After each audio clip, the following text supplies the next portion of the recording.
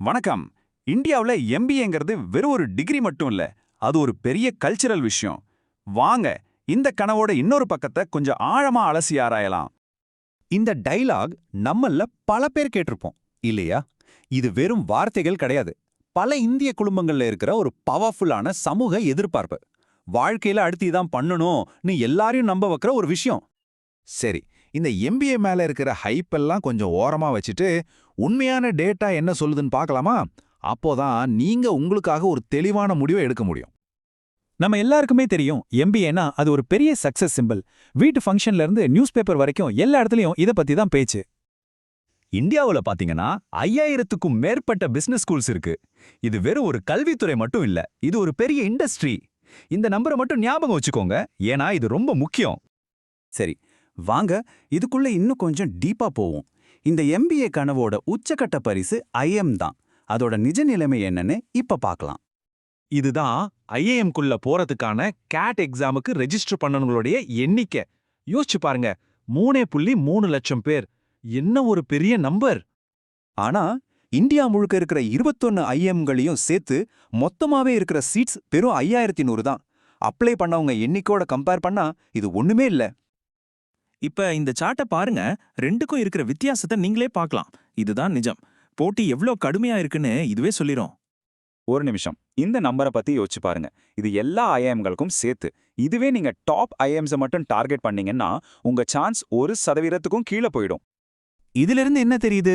எல்லா ஐஏஎமும் ஒண்ணு இல்ல. ஒரு காலேஜோட பேரு, அங்க படிச்ச முன்னாள் மாணவர்களோட நெட்வொர்க், இதெல்லாம் உங்க வேலைவாய்ப்பை நேரடியா பாதிக்கும். சரி, இப்போ டாப் ஐஏஎம்ஸ்ல இருந்து நம்ம கவனத்தை மத்த ஆயிரக்கணக்கான பிரைவேட் எம்பிஏ காலேஜஸ் பக்கம் திருப்புவோம். இந்த டேட்டா கொஞ்சம் ஷாக்கிங்கா இருக்கலாம். அதாவது 5000 காலேஜ்ல வெறும் 200 காலேஜ் தான் நல்ல குவாலிட்டின்னு சொல்றாங்க. அப்படின்னா வெறும் 4% தான். அப்போ மீதி 96% காலேஜோட நிலைமை என்ன? அதுதான் இங்க பெரிய கேள்விக்குறி.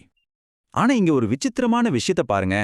குவாலிட்டியில மலையளவு வித்தியாசம் இருந்தாலும் 2 காலேஜ்லயும் ஃபீஸ் மட்டும் கிட்டத்தட்ட ஒரே மாதிரி அதிகமா இருக்கு. ஏன் இப்படி? குவாலிட்டி கம்மியா இருந்தாலும் ஏன் ஃபீஸ் மட்டும் குறைய மாட்டேங்குது? ஒருவேளை ஸ்டூடெண்ட்ஸ் படிப்பா வாங்கல, அந்த எம்பிஏங்கிற பேரை, அந்த டேக வாங்குறாங்களோ? சரி, இப்போ இதோட ஃபினான்ஷியல் சைடுக்கு வருவோம். ஒரு சராசரி காலேஜ்ல எம்பிஏ படிக்க எவ்வளோ செலவாகும்னு பார்க்கலாம். நிறைய செகண்ட் இயர் காலேஜஸ்ல 2 வருஷத்துக்கு நீங்க செலவு பண்ண வேண்டிய தொகை கிட்டத்தட்ட இவ்ளோதான். இது உண்மையிலேயே ஒரு பெரிய இன்வெஸ்ட்மெண்ட்.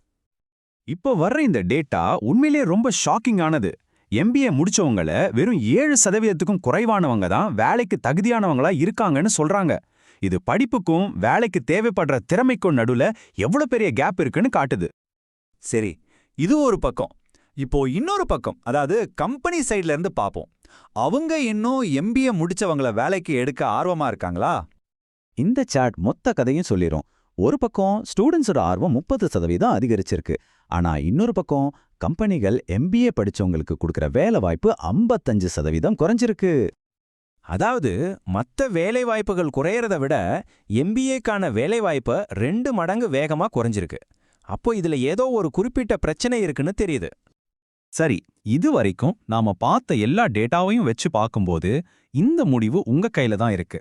இது உங்களுடைய தனிப்பட்ட சாய்ஸ்.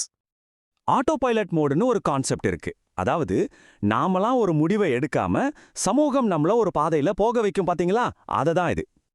இந்த ஆட்டோ பைலட் பாதை எப்படி இருக்கும்னா, ஸ்கூல்ல நல்ல மார்க், அப்புறம் நல்ல காலேஜ், நல்ல வேலை, கல்யாணம், ஹோம் லோன், இப்படி போயிட்டே இருக்கும்.